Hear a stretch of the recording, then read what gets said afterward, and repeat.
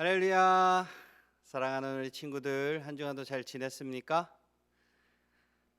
이렇게 지금 몇 주째 온라인으로 예배를 드리고 있습니다. 이 코로나19 바이러스가 속히 안정화가 되고 종식이 돼서 우리 교회에서 이 거룩한 성전에서 우리 친구들과 함께 예배 드렸으면 좋겠습니다. 저는 오늘 출애굽기 20장의 말씀을 가지고 우리 여러분들과 십계명 돌판 하나라는 제목으로 은혜를 나누고 싶습니다. 제목이 십계명 돌판 하나, 그러니까 감이 오시죠? 다음 주에 십계명 돌판 둘, 이걸로 설교가 이어질 겁니다. 우리는 연초에 십계명 중에서 1계명부터 4계명까지 공부했었습니다. 맞죠? 혹시 기억나는 친구들 있나요? 있을 거라고 믿습니다. 아멘. 자, 오늘부터 2주 동안 예전처럼 이렇게 한 계명 한 계명씩 보는 것이 아니라 큰 틀에서 이 10계명을 공부를 한번 해보도록 할 거예요.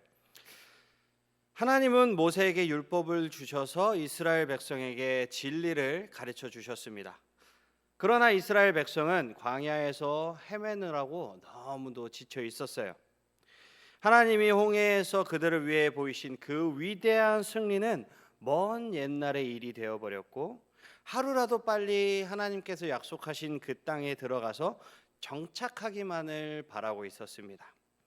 하지만 이스라엘 백성들은 약속의 땅에 들어갈 수가 없었어요. 왜냐하면 준비가 되어 있지 않았기 때문이에요.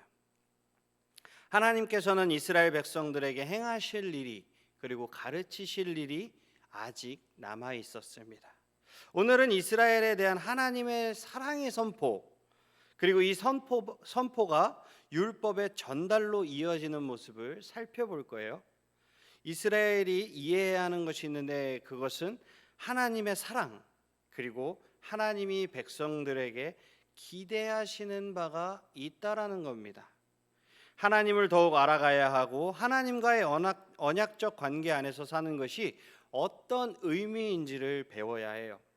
그리고 그 율법을 지키면 지킬수록 율법을 통해 우리는 하나님의 거룩하심과 우리를 구속하시는 그 사랑을 볼 수가 있어요.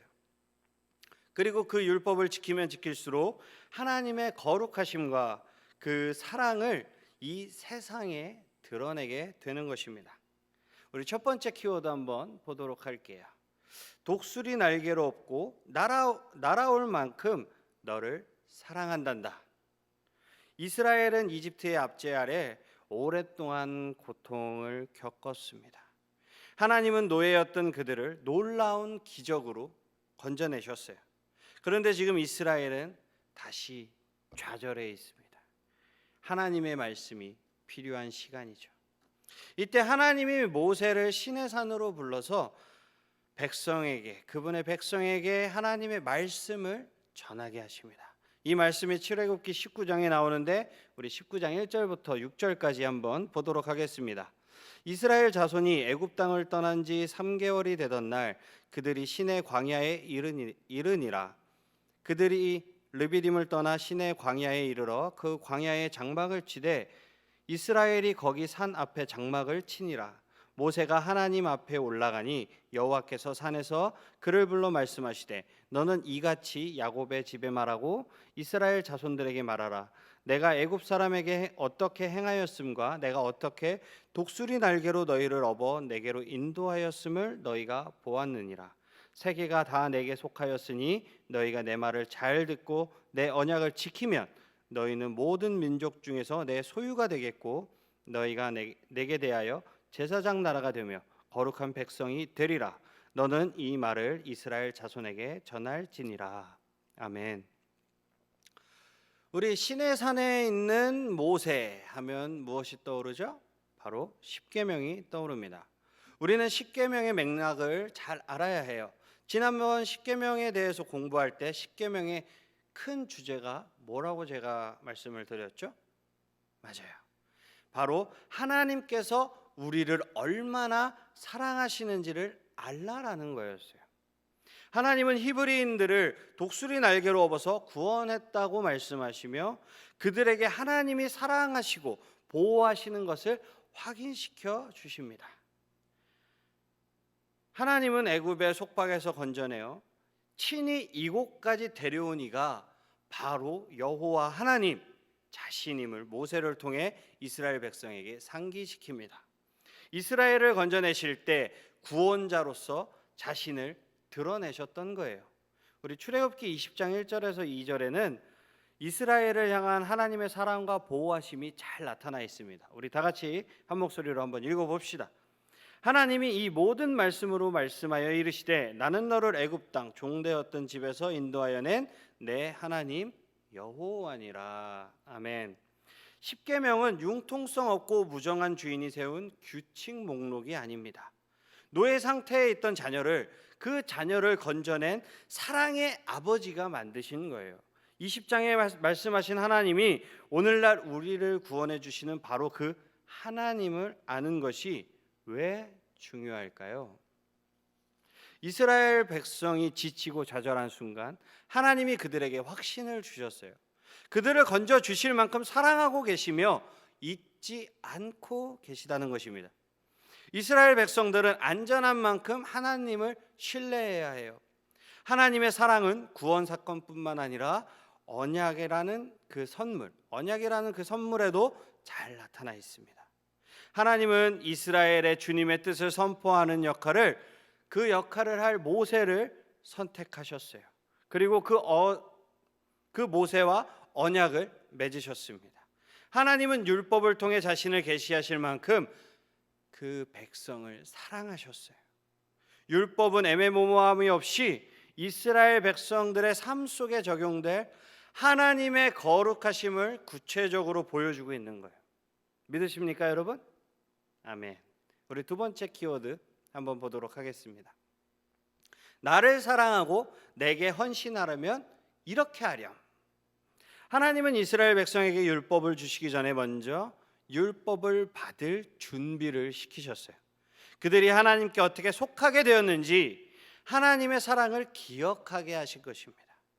출애굽기 19장 후반부는 하나님의 권능과 임재를 보여주고 있어요. 불과 연기와 지진이 일어나는 배경 속에서 하나님은 자신이 그 임재하시는 시내산의 거룩한 땅에 모세가 서도록 허락하시고 모세에게 율법을 주셨습니다. 지금까지 살펴본 대로 하나님은 이스라엘의 하나님이시며 홀로 이스라엘 백성들을 애굽에서 구원해내신 분이십니다. 하나님은 이 사실을 그들에게 다시 강조하고 계세요. 이 교훈은 아주 간단합니다. 하나님은 하나님이시기에 우리의 완전한 헌신을 받을 자격이 있으시다는 거예요. 출애굽기 20장 3절에서 6절에 이 중요한 진리를 어떻게 뒷받침해 주는지 한번 살펴보도록 하겠습니다. 너는 나 외에는 다른 신들을 내게 두지 말라. 너를 위하여 새긴 우상을 만들지 말고 또 위로 하늘에 있는 것이나 아래로 땅에 있는 것이나 땅 아래 물속에 있는 것에 어떤 형상도 만들지 말며 그것들에게 절하지 말며 그것들을 섬기지 말라.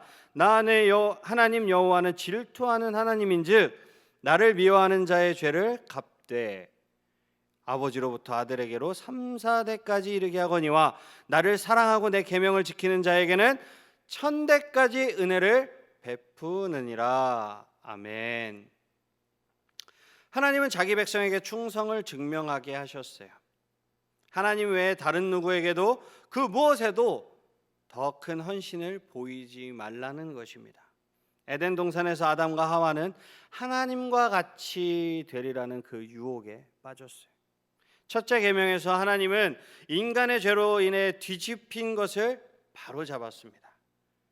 우리는 모든 생각과 행동과 관계에서 하나님이 마땅히 계셔야 할 자리를 그분께 내어드려야 합니다. 둘째 계명은 첫째 계명을 더 상세히 진술합니다.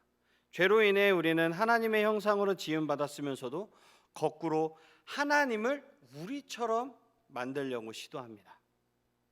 손으로 우상을 만들고 그것이 우리를 특별하게 만들어주고 구원을 해주기를 바라며 그것에 믿음을 쏟습니다.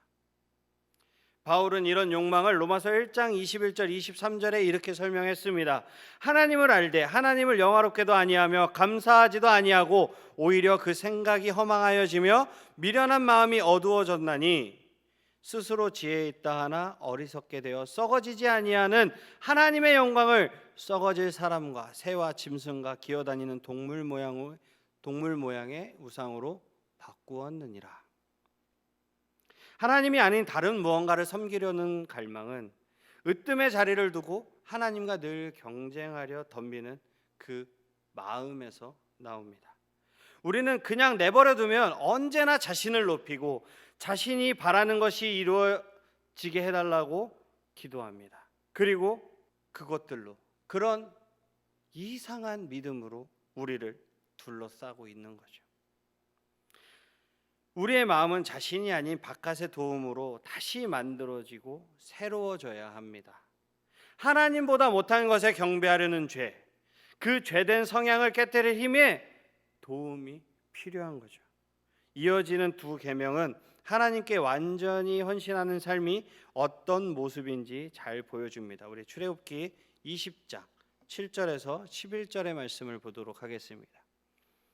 너는 내 하나님 여호와의 이름을 망령되게 부르지 말라.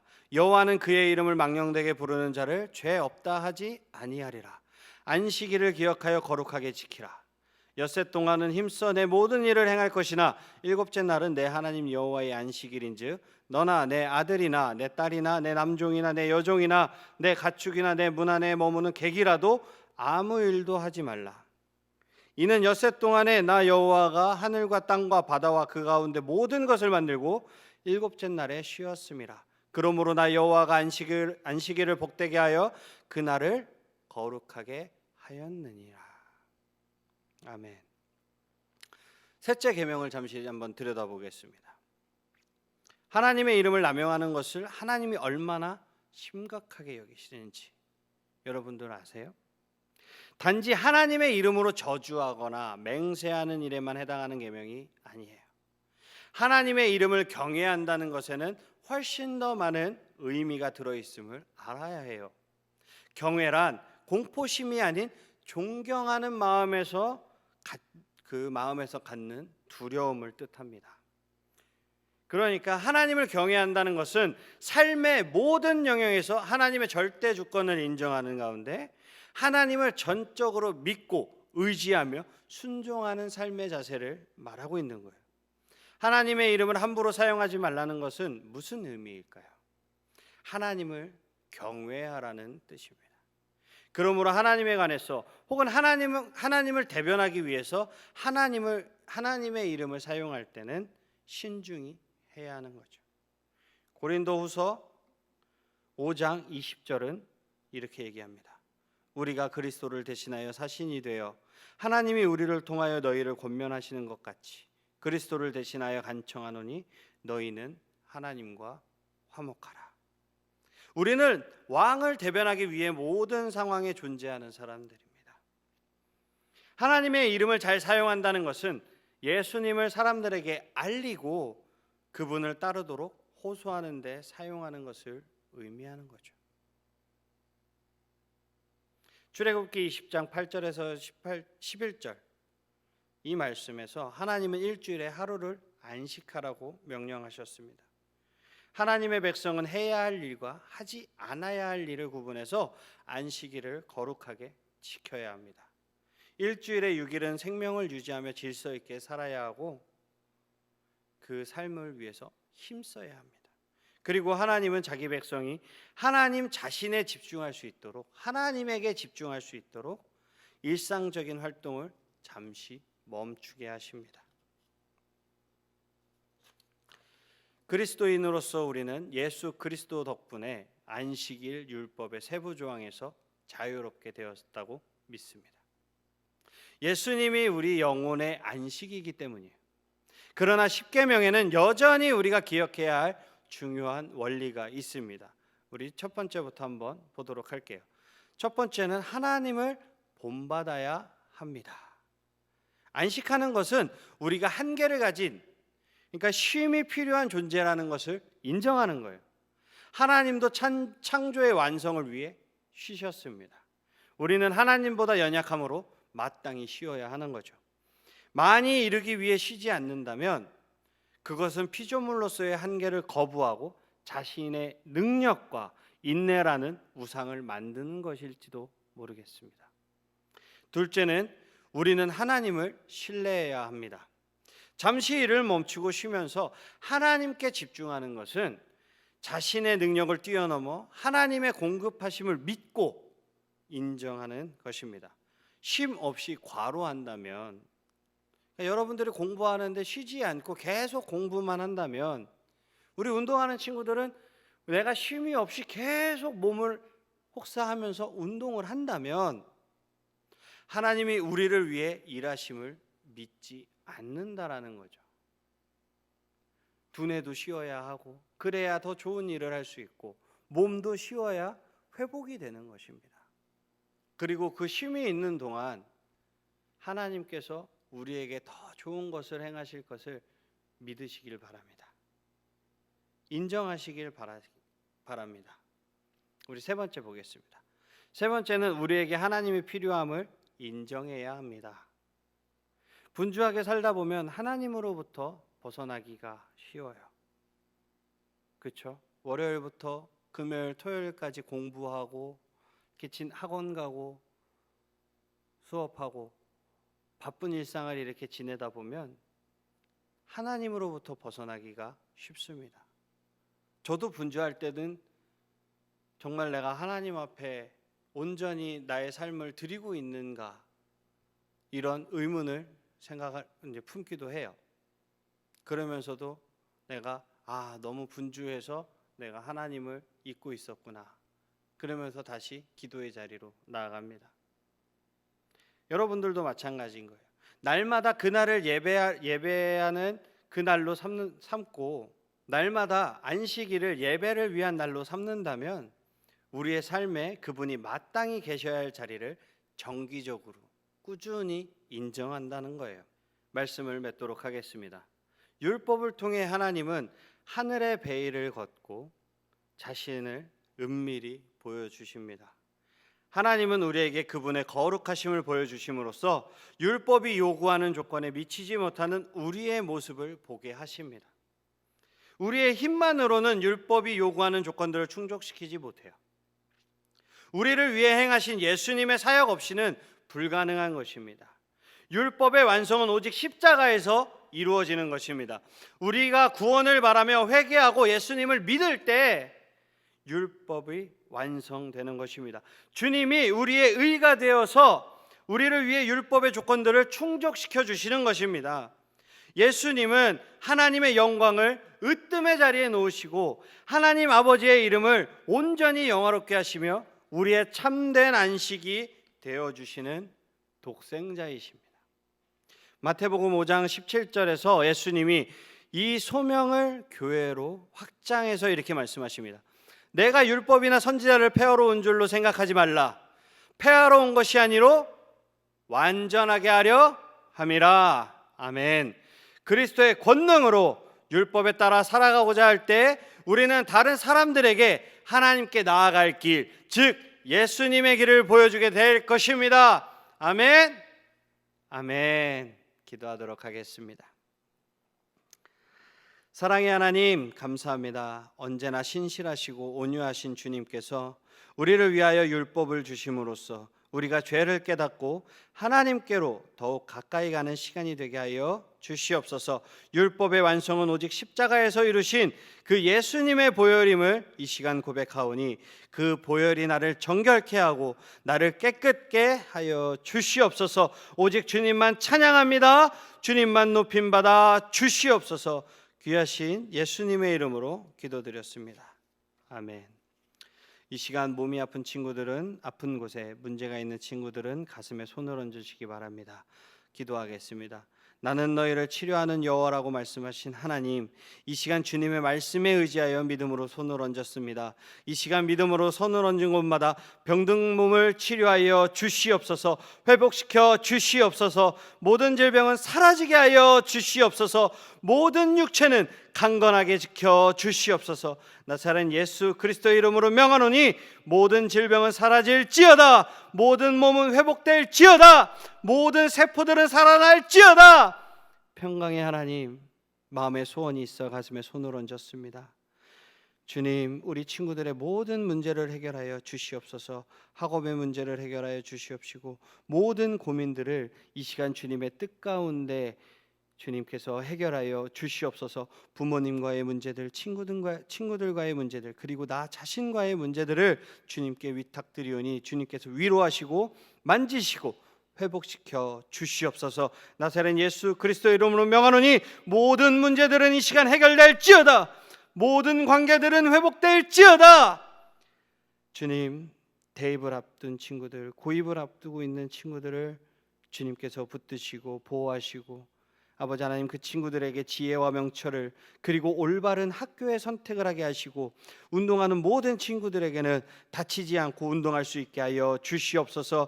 우리 하늘사랑의 교회 청소년부 친구들에게 주님 하늘의 소망, 하늘의 비전을 품게 하시고 우리 친구들이 가는 모든 길에 주님 꼬리가 되지 않고 머리가 되게 하여 주시옵소서. 온전히 그리스도의 향기를 날리는 귀한 우리 청소년부 친구들이 다 되게 하여 주시옵소서. 주님의 영광의 빛을 발하게 하여 주시옵소서.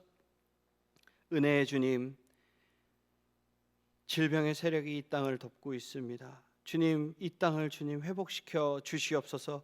황폐화되어 가는 이 땅에 주님의 자비를 부어 주시옵소서. 코로나19가 주님의 뜻 가운데 종식되게 하시고 주님을 목소리 높여 찬양하고 주님을 예배하게 하여 주시옵소서.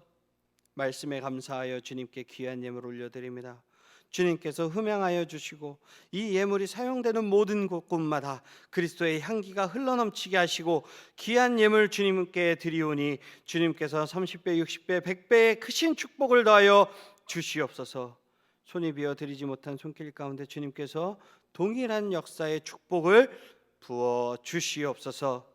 여호와는 내게 복을 주시고 너를 지키시기를 원하며 여호와는 그의 얼굴을 내게 비추사 은혜 베푸시기를 원하며 여호와는 그 얼굴을 내게로 향하여 드사 평강 주시기를 원하노라.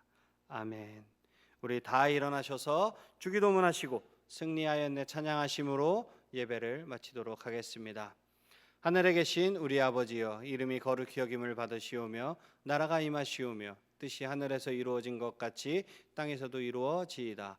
오늘 우리에게 일용할 양식을 주시옵고 우리가 우리에게 죄 지은 자를 사하여 준 것 같이 우리의 죄를 사하여 주시옵고 우리를 시험에 들게 하지 마시옵고 다만 악에서 구하시옵소서. 나라와 권세와 영광이 아버지께 영원히 있사옵나이다. 아멘.